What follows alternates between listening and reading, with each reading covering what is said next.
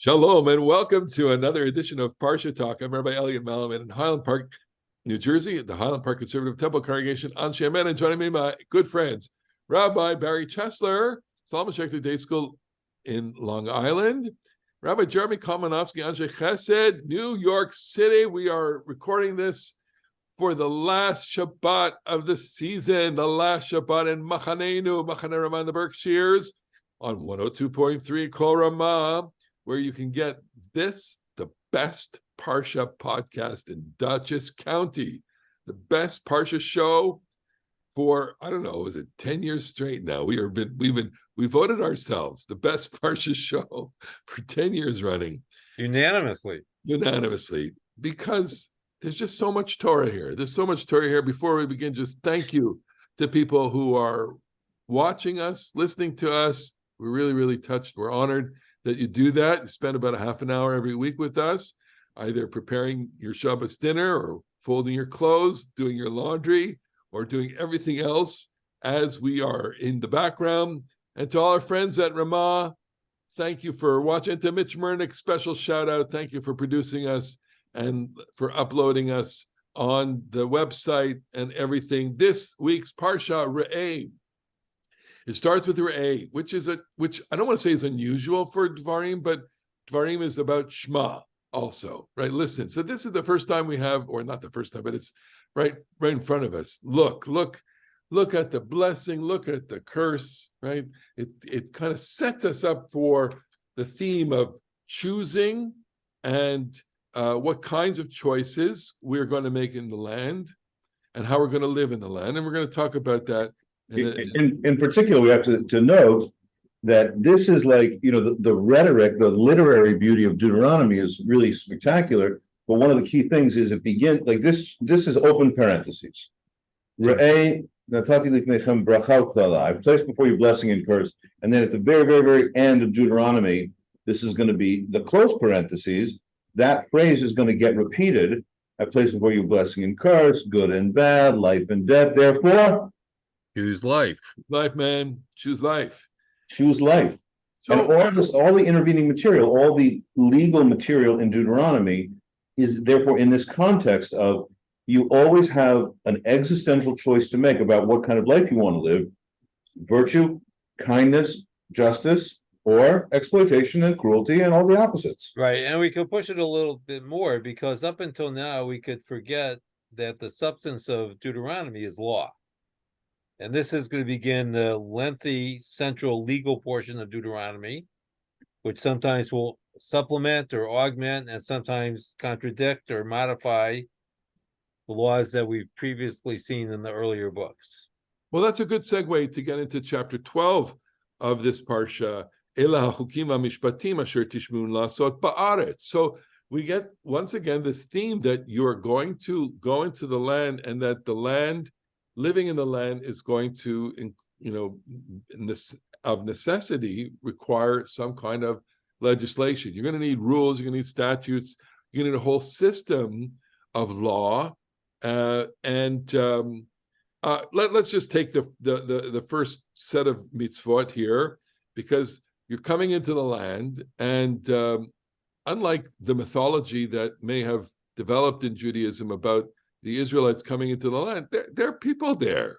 There are a lot of people there, a lot of different people there, and they have their own forms of worship there. The Torah is ruthless. We're just going to put it out there honestly. Abed tabdun et kol hamekomot. You shall destroy all the places where the nations that you're dispossessing worship their gods there. High mountains, hills, under every lush tree. Shall demolish their altars, shatter their pillars, burn their asheras in fire, cut down the statues of their gods in fire, and destroy their name from that place. Boom. So it's interesting. We've all been to different museums, the Israel Museum, and there's a museum, the nice museum, also in that vicinity, the Museum of Biblical History. I think so. Yeah, the Bible Lands Museum. Yeah, it's a great museum. So it's a great museum. Why? Because our ancestors did not succeed. They did not succeed in destroying all the gods, because you have little statuettes and little figurines and all sorts of things that they worshipped, or that they revered, or they placed on pedestals, etc. So Go ahead. it makes one wonder then what the tone is here. We've all had the experience where someone, perhaps a beloved parent, says in response to something that we may have done, "I'm going to kill you." Yeah. And most of the time, they don't mean that literally. It's to give a certain tone to whatever it was that we've done. And then maybe, perhaps, that Deuteronomy is just, it's an attempt to suggest how terrible these things are, but that it's aspiration rather than inspiration. Well, It's not to lead us to the behavior. It's to suggest that we have to be careful. all right, but these rules do leave a strong residue and influence on later Judaism. There's a whole Masechet Avodah Zarah, right? What do you do when you see an idol? You're supposed to grind it up and send it to Yam HaMelech, you know. Although, you know, one of the interesting things is there's a famous episode about Rabban Gamliel who goes into the bathhouse. Where does this take place? In Sepphoris or Tiberias, or it says Caesarea, wherever it is. He goes into the bathhouse, and it's Aphrodite's bathhouse, and there's a statue of Aphrodite there. And they say to him, Rabban Gamliel, how can you enter this place with manifest idolatry? And he says, well, she came into my house, I didn't come into her house, which seems to mean something like it was already a bathhouse and somebody put a statue in it. That's not going to invalidate the quality of the bathhouse. But I would generally sort of read that as that Greco-Roman, you know, rabbis in the, you know, rabbinic period, like let's call it the first, you know, on or about the year zero and into the 1st and 2nd century, living in a Greco-Roman Palestine, they made their peace with the different culture, which is, I think, a good, moderate Jewish kind of existence.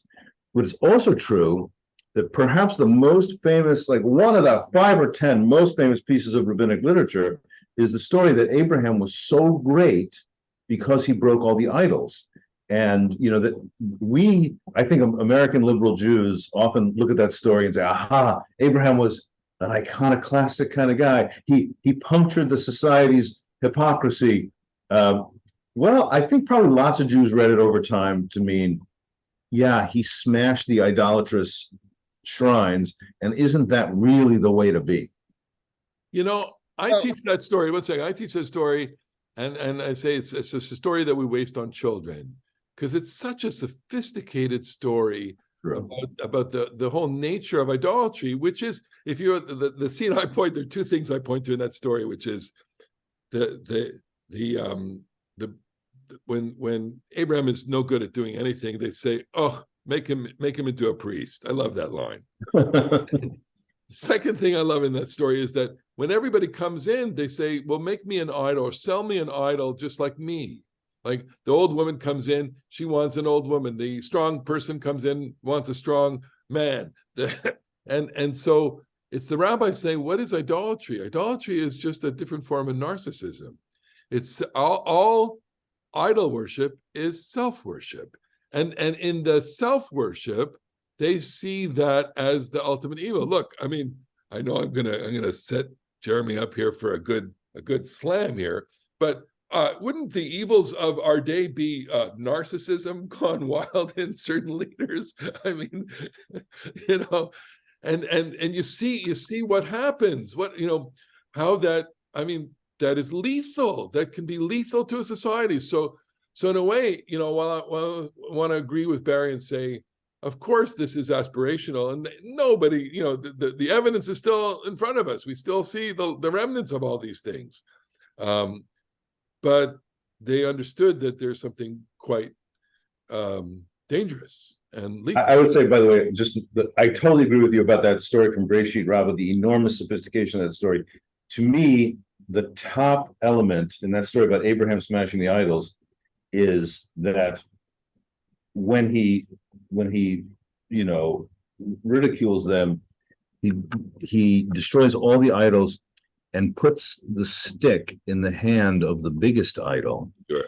which seems like an incredibly sly, incredibly sophisticated, thoughtful comment about how worship of Hashem can also be idolatrous, right? You can make Hashem into just the biggest idol of them all. Right. That is to say, if you miss the point, right? And I would say we all have this, we human beings have this tendency to venerate power. At the root of idolatry is the veneration of power and the awe of power and the inability to hold power to account. What the genius of monotheism is to say, no one person has more power over another because we're all subservient to the one eternal power. I feel very strongly that this is true, and while modern people have sometimes, a number of modern thinkers have offered the view that paganism is inherently pluralistic. You don't have to be the one God of all things. You can have this God for that God for this, the other God for the third thing, and so there's no danger of pagans ever being Taliban. There's no danger of pagans ever being intolerant fanatics who have to root out the opposite. And so I do think it's a fair point that a pasuk like this, to burn all their, destroy all their pillars and destroy all their altars and burn all their sacred trees and cut down all of their venerated objects. I think it's a risk to become an intolerant fanatic. I mean, when the state was founded, like our listeners may or may not know that throughout the history of halakha, because Islam was so rigorously monotheistic and no idols, Jews have generally felt that Islam is not right, but it's not avodah zarah. It's not idolatry. Christianity, Jews who lived in Christendom made their peace with it and said it's also not idolatry. It comes out of the Hebrew Bible, and we don't really like the statues of Oto Ha'ish, that man, but it's not. But Jews in Islam basically thought it was straight up idolatry. Jews who lived in Egypt or Morocco or Iraq thought Christians were total idol worshippers. And then when the state came, Rabbi Yitzchak Halevi Herzog, the first Ashkenazi chief rabbi, the grandfather of the current president, took the bull by the horns or the cross by the corners and said, following the views of certain medieval authorities, most especially the 14th century Menachem HaMeiri from Provence, it is ethical monotheism, and I don't like the statues, but we're not destroying the churches. And thank heavens he did.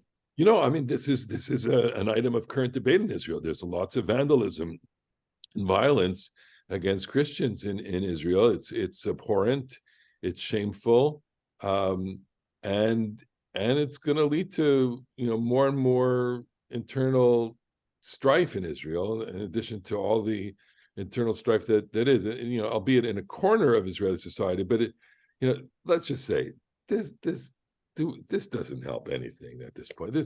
These harassing Christians in the old city, vandalism of Christian holy sites, it's obscene, it's horrible, it's disgusting, and it's certainly not what the Bible is talking about here. And that's your point. The point is, let them, this is monotheism. We'll let them be in the land and let them worship here.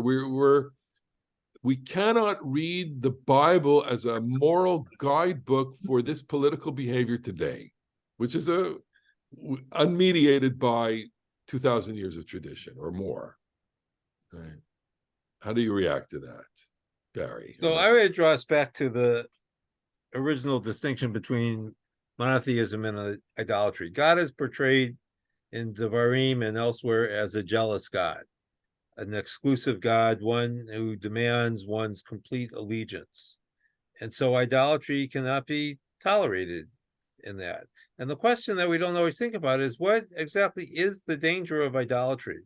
And can monotheism really coexist with pagan religion?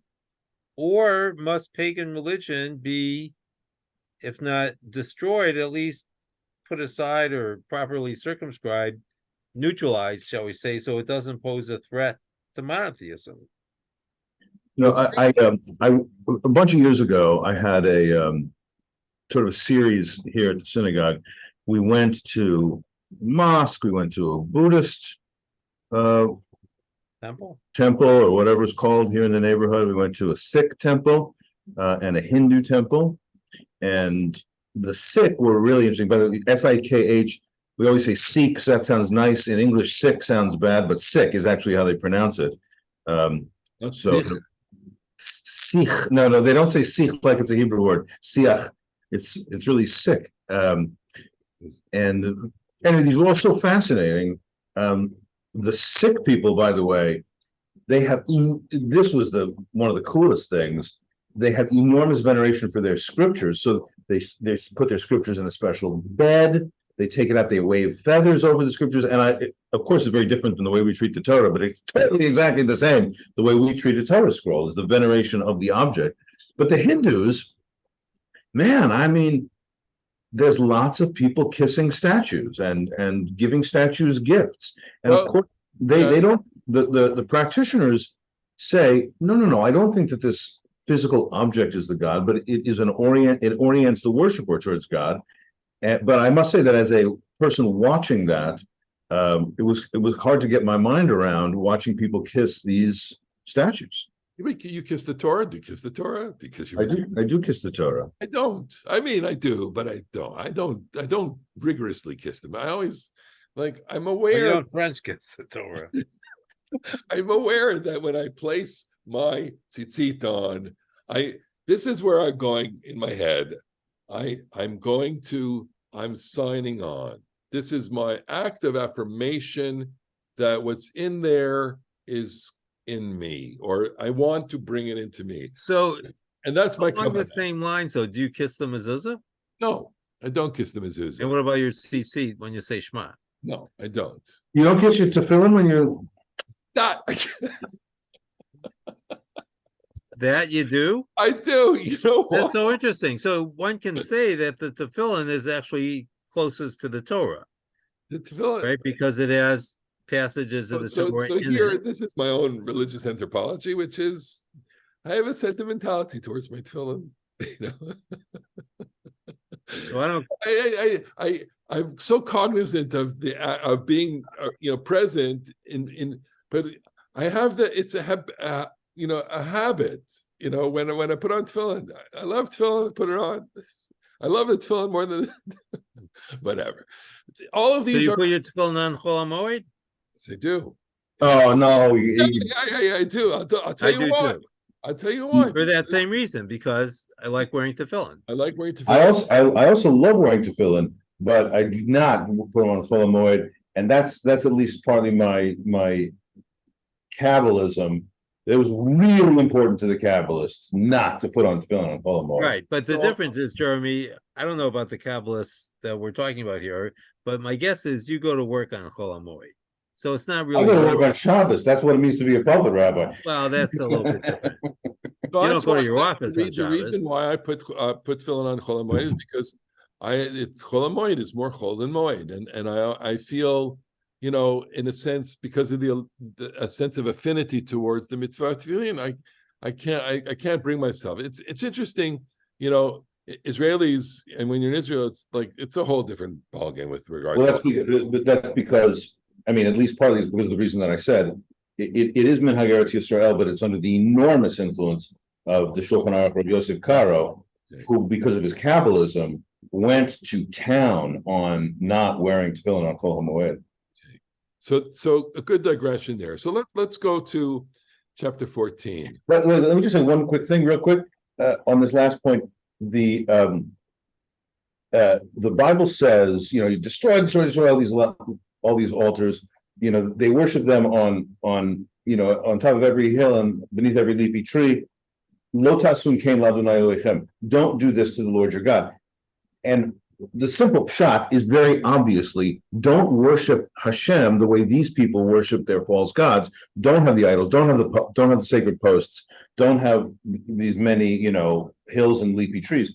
But we read it differently. We read it, don't destroy those names of those gods. Don't do that to the Lord your God. That's where you get the law that you can't destroy the written name of God.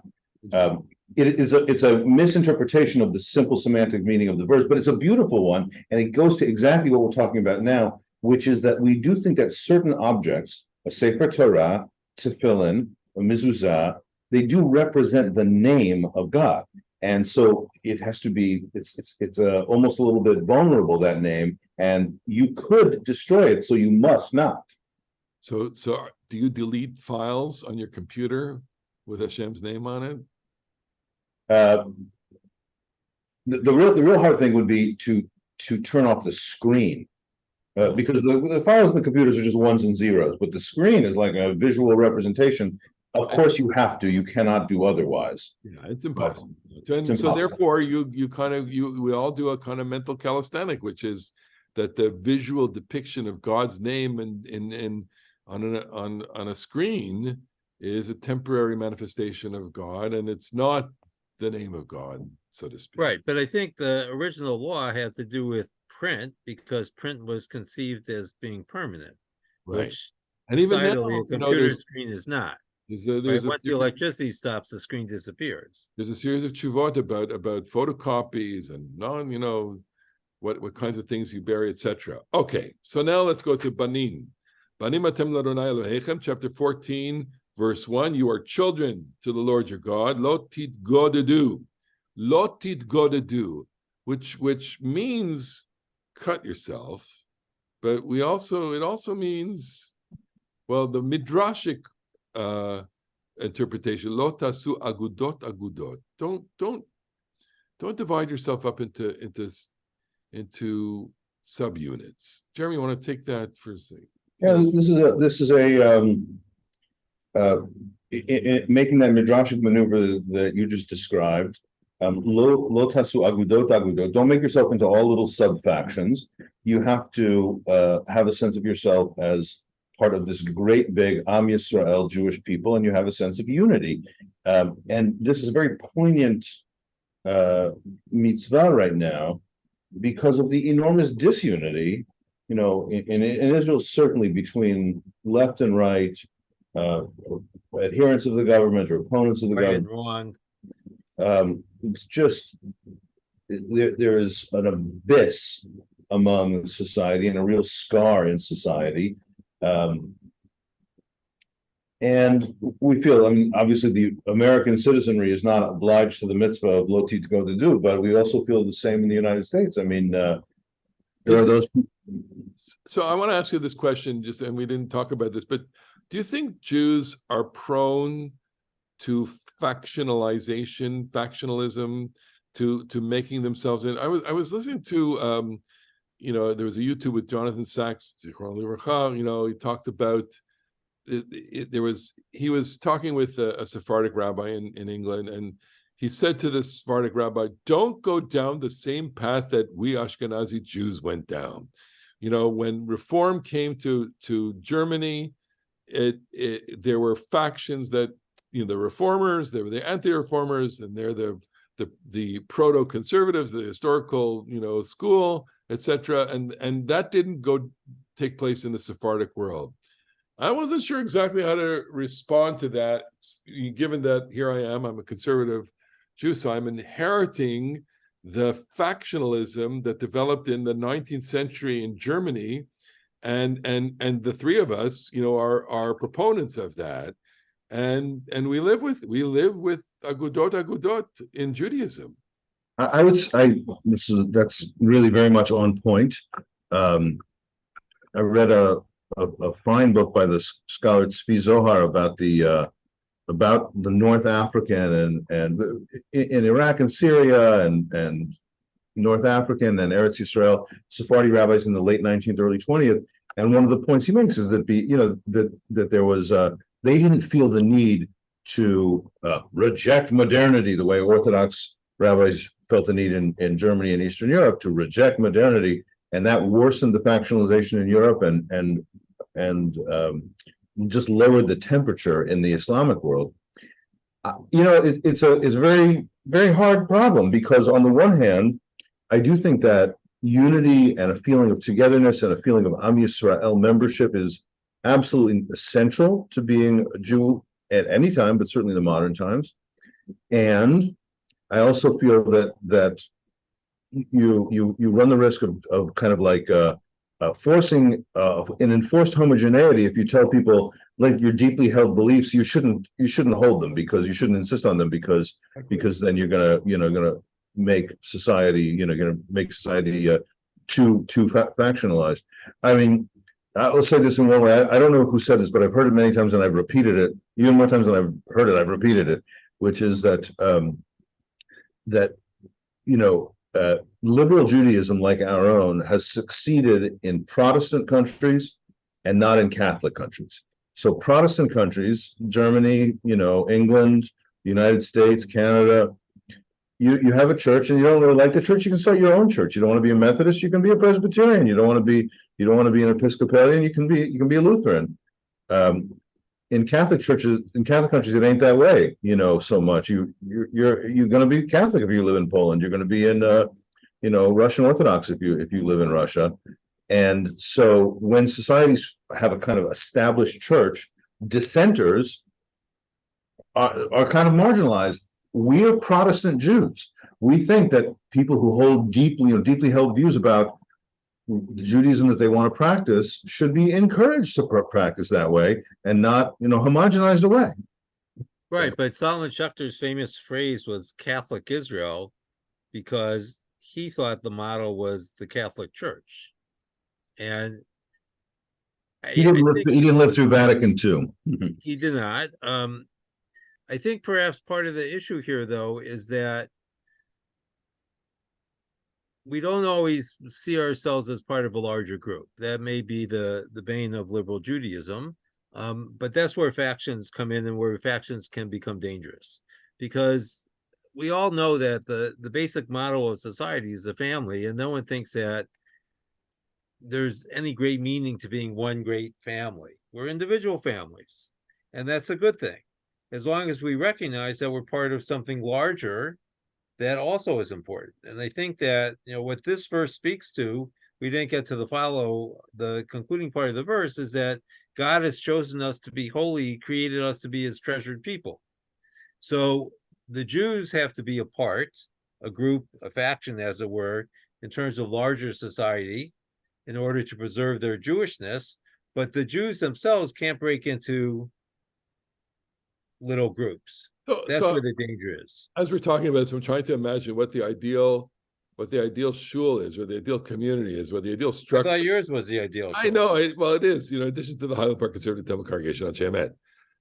So look, and we are speaking to our friends at Ramah. This is their last Shabbat, and in some way, to us, in both sentimental and quite real ways, Ramah represents a certain ideal. Why? Because you have several micro communities within one structure.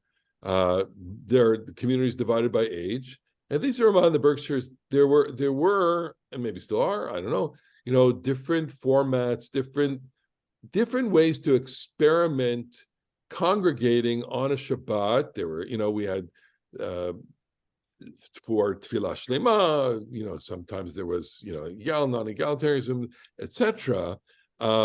But there was the overriding structure was, it's one camp, one community. Everybody comes together to break bread. Everybody comes together in different environments to share Torah, to have activities, to do stuff, and in some way, because it's the ideal, outside of the normative family structure, community structure, it kind of works. It does collapse at the end of 7 or 8 weeks.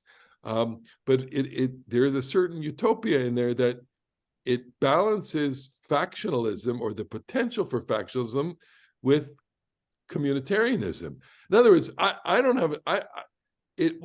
it certainly would have been possible for any one of us or anyone at camp to say, listen, I'd like to have a minyan this morning with that we're going to do with yoga at this minyan, and we'll recite, Kriyat Shema and whatever, but this will be our minyan, or we'll do it this way. I think that there are boundaries.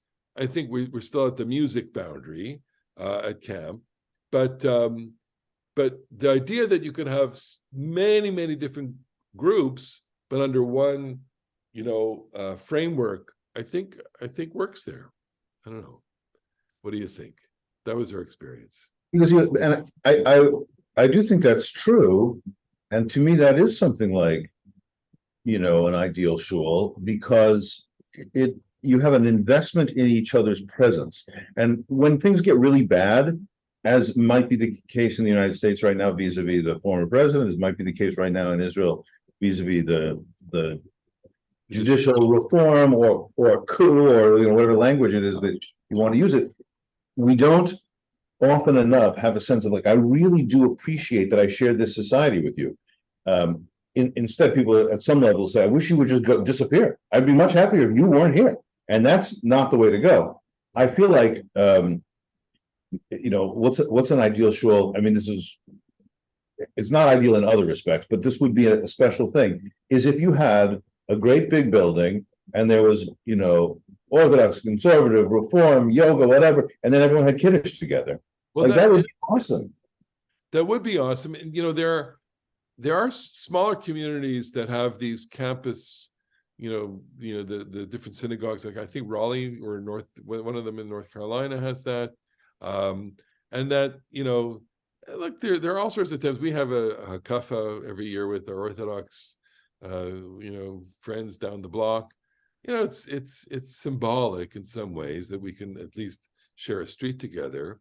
When you have common communal institutions that you share together, you fund together, that you organize together, and that you you work for, it's more likely to happen. But we are factionalizing ourselves to oblivion in some ways. The rabbis didn't see this as a plus. They want you not to form factions in some way. And yet, let's just say the rabbis understood factions because Rabbinic Judaism grew out of factions, right? Rabbinic Judaism, the Dead Sea sect, and the Essenes, and the Tzdukim and the Baitusim, the Pharisees, the Sadducees, and the followers of Irving, who didn't leave any texts. There were plenty of factions. The followers of that other guy who left some texts. Who left some text as a faction. All right. Well, the rest of the parsha deals with all sorts of things that are related to us through kashrut, through the holiday cycles, Parasha Re'eh. Usmachtem. Let's finish with joy. Lots of simcha in this parsha. We didn't talk about it before, but the mitzvah of being happy and rejoicing and doing things to rejoice. That's how you come together, right? Right, indeed. It's all about the joy. So it's worth pointing out here that there is something perhaps something of an anomaly in being commanded to be happy. Yeah. And I think it's important because this specific command comes with the holiday of Sukkot, which originally was a great harvest holiday. And while we think of the harvest as a time of great joy, it's also a time of anxiety, because once the harvest is in, all a farmer can do is think about the next year. And the peculiar problem of Eretz Yisrael is the rain is going to precede the agricultural season, the planting season. And so before you plant already what kind of year you're going to have. And it can be quite unsettling. And the Torah reminds us that you have to persevere, you have to be happy, and you have to, seize the moment, to use the Latin phrase carpe diem, to seize the day. But you need to create your own reality, because sometimes, again, it's more aspiration than inspiration. Can you flick a switch in a person and say to them? No, but you can't flip a switch. But I think what Barry said is really important. And by the way, this is like a major theme in the last section of Heschel's Man is Not Alone. It's like the religious, you can't flip a switch, but you can cultivate a personality, and you can say to people, the living is a blessing, and you should try to cultivate gratitude and celebration. And yes, it can be hard, and yes, it can produce, since we're Jewish, you can say massive amounts of anxiety and depression. And and that's certainly true. But if you can look at the world and say, man, I'm lucky to be alive. I'm glad to be here. And that's that like attitude of gratitude Yeah. is it's the premise on which religious life lives. I would say So when you people- mentioned Man is Not Alone. I think this is the one that has one of the great last lines of all books, that for a pious person, it is a privilege to die. And it's such a striking way of looking at life, because I think most of us see ourselves afraid of death. And yet here, you know, we're told to choose between the blessing and the curse, which later will be the choice between life and death.